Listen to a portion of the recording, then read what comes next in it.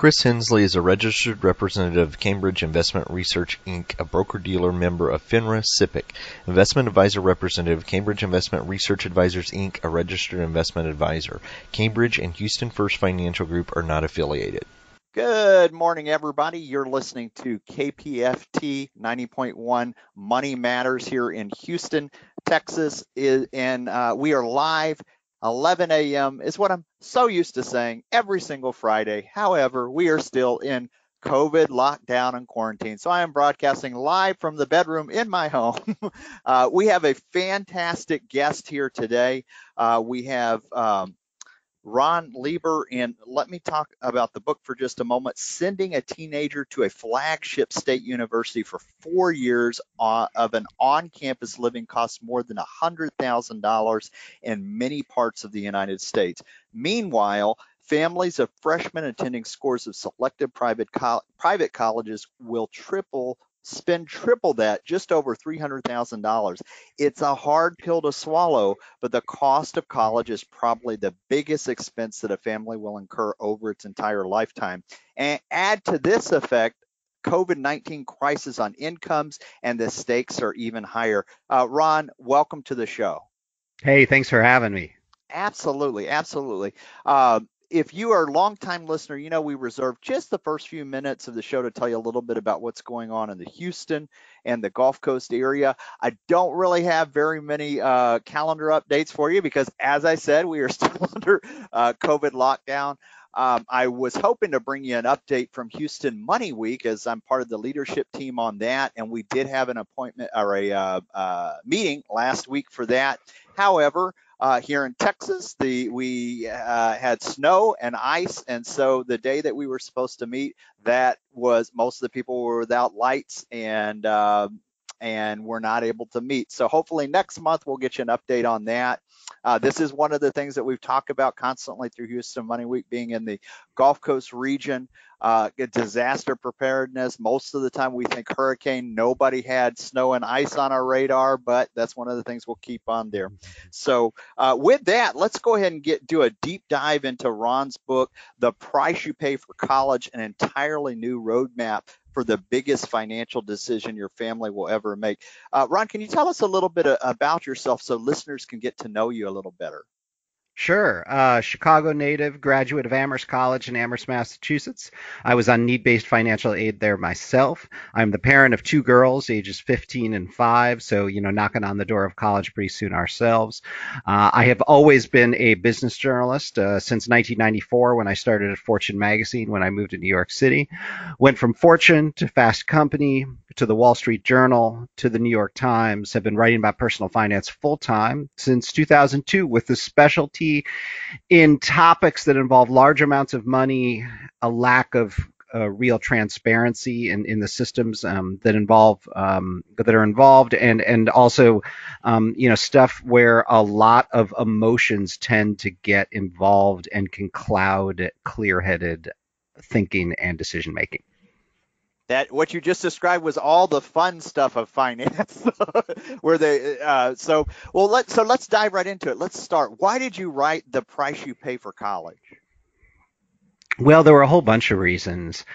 I first learned about the system as an applicant back in 1988 when we found a really good independent counselor. This was a assistant director of financial aid at Northwestern University in Chicago, who had this side hustle going where you could show up at his office at 5 o'clock in the afternoon and give him $50 in cash, and he'd tell you all the secrets of the financial aid system as long as you weren't applying to Northwestern. And so that was the first time I learned that the grown-up world was just chock full of super complex systems involving money, and that they were totally made to be hacked legally.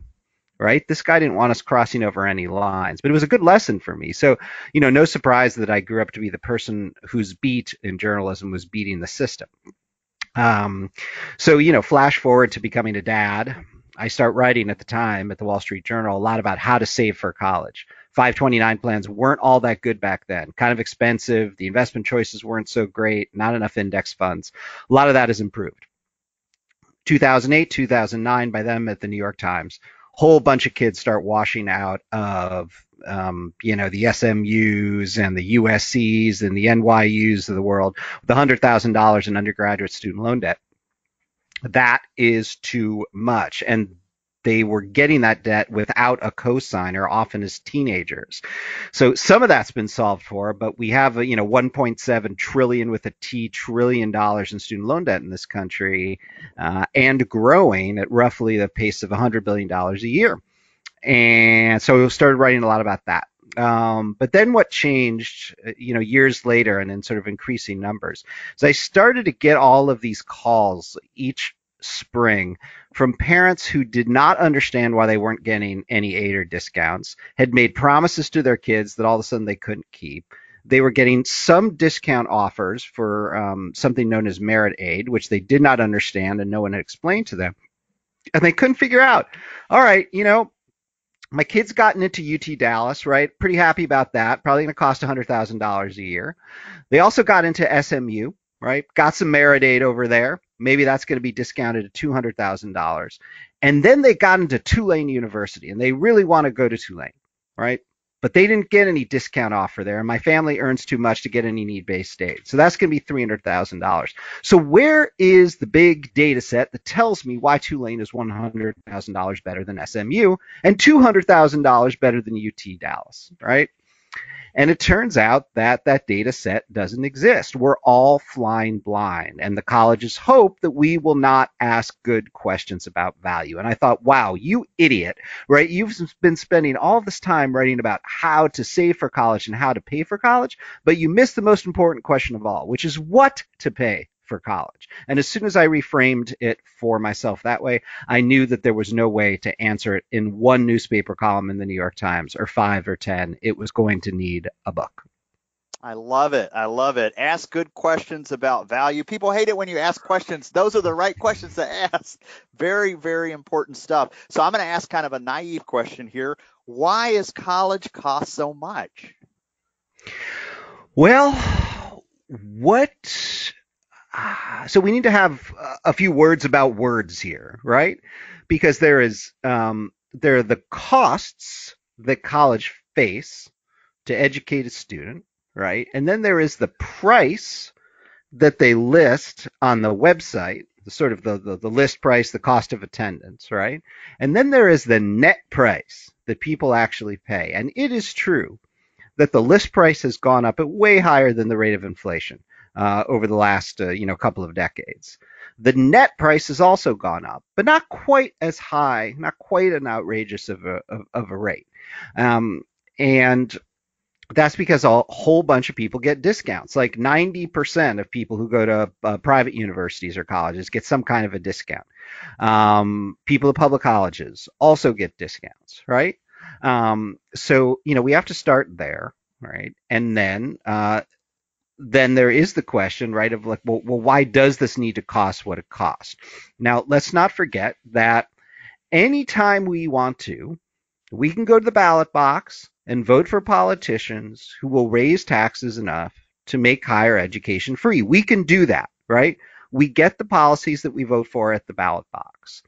And if we vote for different politicians, what we get is that, whenever you get a recession like we're having right now, one of the easiest cuts to make, in the state legislature is to cut the subsidy to the state university system. And then, let those tweedy academic liberals figure it out, right? And they'll have to get all in there with the budget and, figure out how to run the university like a business, right? And maybe they'll cut it to ribbons. And if they don't, they'll just jack the prices for the end users who won't really have any choice. And so that's how we end up with higher list prices and net prices at the state level. And then when it comes to private colleges and universities, I mean, the thing you have to remember there, and this is also true with the public schools, is that most of the cost of, running any service business, any service industry is in the people. And the people who run colleges and universities are very, very highly trained. And it just stands to reason, right? It's basic economics that people will not take those jobs that require a lot of training unless they're relatively highly compensated for the time they spent and the money they spent training, right? So 65, 70% of the cost of these colleges and universities are people. And administrators in particular are there to make sure that, the colleges are following the rules. And we get the rules that we voted for at the ballot box because it's the politicians who make the rules and set the regulations, right? But I would also argue that we would not want to cut a lot of those administrators, because those administrators are the ones who keep the ever larger computer networks running and the ever larger campus mental health counseling centers running, and keep the ever bigger career, sort of strategy and consulting offices running, right? So it's sort of, be careful what you wish for, because if you strip it down enough, it's no longer the residential undergraduate experience that we've come to think of as a rite of passage in America. So those are the challenges. So that's interesting. You touched on quite a bit of different things just on the cost that I think the average person doesn't dive that deep into it and realize what's going there. Some of the things you mentioned just now about the administrators being responsible for the campus mental health center, the career center. And one of the things you write about in the book is the reinvented career center. What does that mean? Yeah. So look, I mean, there's at least three really good reasons to go to college, right? You go to college to have your mind taken apart and rearranged by an expert practitioner to become a bigger, better version of itself, right? You go to college for the learning. You go to college for the kinship, the friends you make along the way, and the mentors who will help you along. And you go to college for the credential, right? And presumably that credential is going to mean something in the labor marketplace. If the credential is at least part of the reason you're going, you've got to ask a lot of questions about outcomes, right? Not just whether like 90% of people are employed within 6 months, but where exactly are they going? What are they doing? And if my kid wants to be a liberal arts major, maybe I should just take a step back, and as opposed to reflexively shutting it down or saying, I won't pay for you to be a history major, ask some questions about what actually happens to the history major 6 to 12 months later. Go into the career counseling office and say, hey, I know you're pretty good at, putting putting the UT Arlington, graduates, University of Houston graduates to work at, Deloitte, right? I know you're pretty good at getting them into the management training programs at Southwest Airlines, right? But what happens to the history major who's not sure what they want to do? What will you do with that person for 4 years? What kind of paces will you put them through? And can you show me what happened to all 62 of your history majors within 12 months of graduation? If they can't show you that stuff and they want to charge you a 6-figure price of admission for that ticket, right? They should have more data.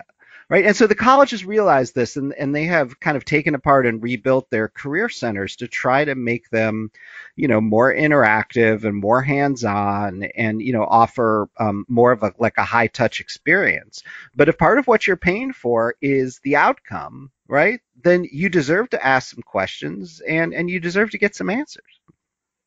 I love that. I love that. I'm going to pivot for just a moment because there's something you mentioned, but I think with COVID, and we're here in 2021 and everything that's been going on, you write about what you call the campus mental health crisis. Can you tell us a little bit about that? Well, sure. This is one of the most surprising things that I learned about what's going on undergraduate campuses. And, I learned it relatively early in my reporting when a bunch of college presidents at smaller private colleges were at the New York Times for a lunch. And I was the sort of designated entertainment. And so I was just trying to, lead them in conversation. And I asked an icebreaker and said, so, tell me what was most surprising about this job once you got it?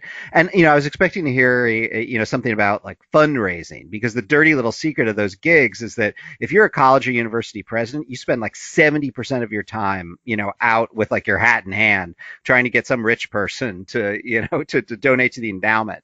And so, but instead, one of them sort of sheepishly raises his hand and he said, nobody told me that like 12% of the freshman class was going to show up here with prescriptions for psych meds.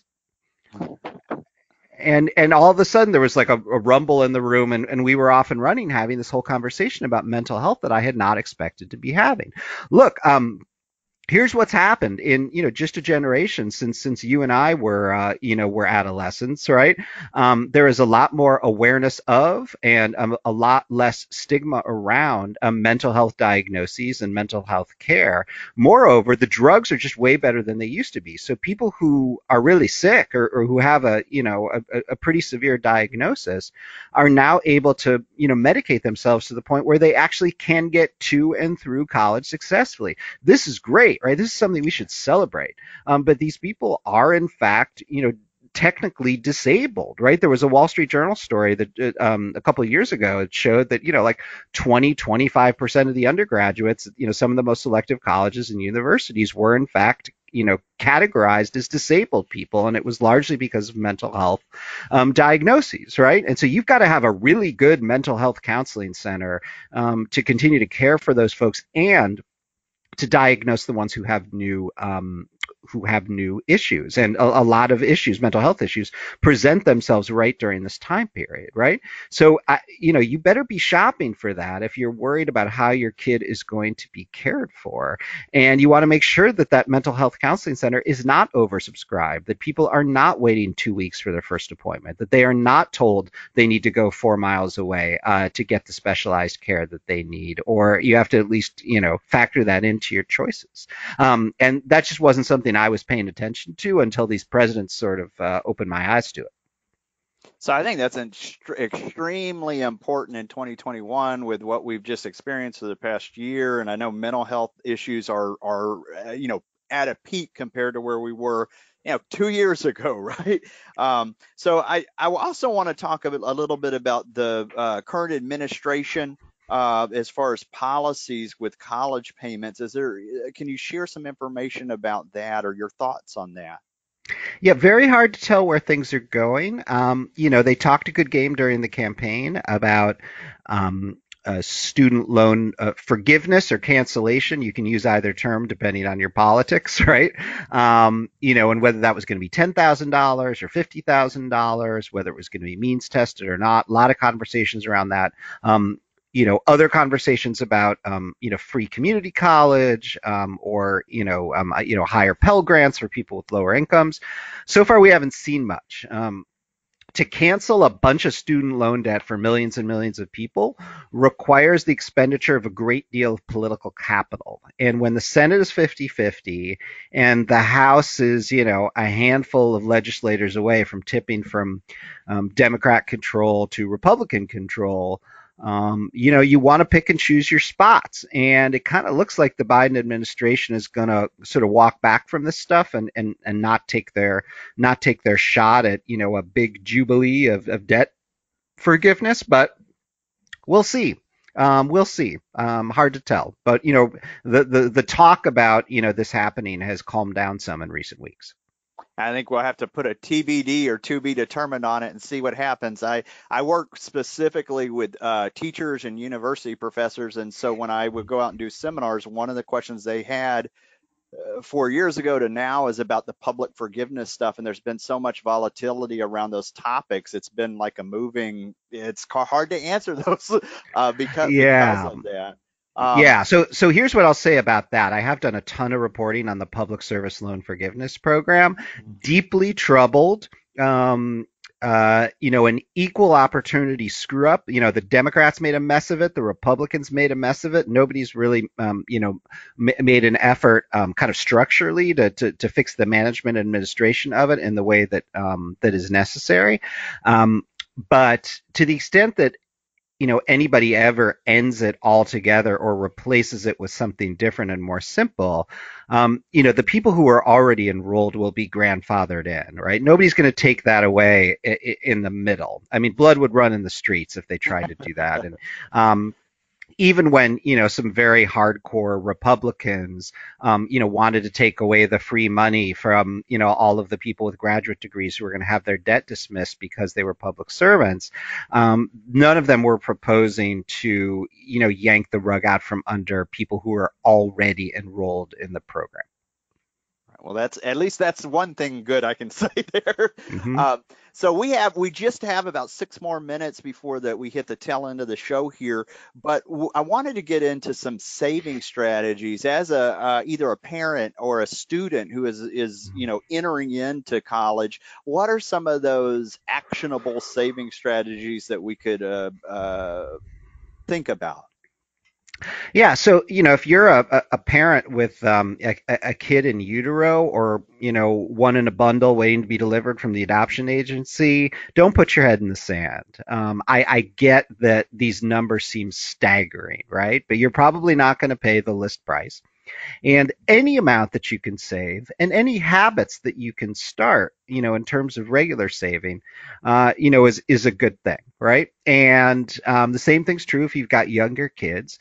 Try to divide it up in thirds, right? Imagine, the cost of a state university in today's dollars. And maybe you can save a third of the money over 18 years or 15 years or 12 years. You can spend a third of the money, let's call it $33,000, right, out of your current income over 4 years, right? So you're going to need $8,000 extra per year. So, you cancel some vacations, you eat some rice and beans, you put off, the roof repair, you drive used cars, for 13 years instead of 9 years, and hopefully you're getting close. And then you borrow what you need to borrow. And let's remember the undergrads can borrow up to, $30,000, $31,000, $32,000 a year. If you need to borrow a little bit, try not to borrow too much, but it's always an option for you. And once you do it that way, it starts to feel like it's in the realm of the possible. And then when your kid's ready, right, consider the possibility of community college first. You can save a lot of money that way. And make sure to apply to at least a couple of schools that you know for sure that you will be able to afford and where your kid will be happy. And then there will be fewer tears and wrung hands in the spring. I love it. Those are very practical items there. It's like anything, breaking it up into smaller parts. I like the third. Community college getting on the radar, and then even just having more than one option. Not putting all your eggs in one basket when it comes to schools. Or I say, don't fall in love with it. If you have one that you're picking out, make sure to have more than just the one there. If you are just listening to us, we are speaking with Ron Lieber. He is the author of The Price You Pay for College. Ron, for listeners who want to find out more, they can go to your website. What's your website again? At www.ronlieber.com, Lieb as in boy, ER, and you can find my New York Times work at nytimes.com/Lieber. Fantastic. Well, what a great topic. Ron, before we wrap up here, is there anything I haven't asked you that you'd like to share with listeners today? I don't think so. I guess, the one thing I would leave people with is just, don't be intimidated by the process. It is more complicated than it needs to be. But ignoring it and putting it off and waiting till later will only lead to you probably not having done the work that you need to find the option that's going to be best for you and your family. I love it. I love it. Don't procrastinate. Listen to Ron. Ron, thank you so much for being on the show. Have a great rest of the day there. All right. It's my pleasure.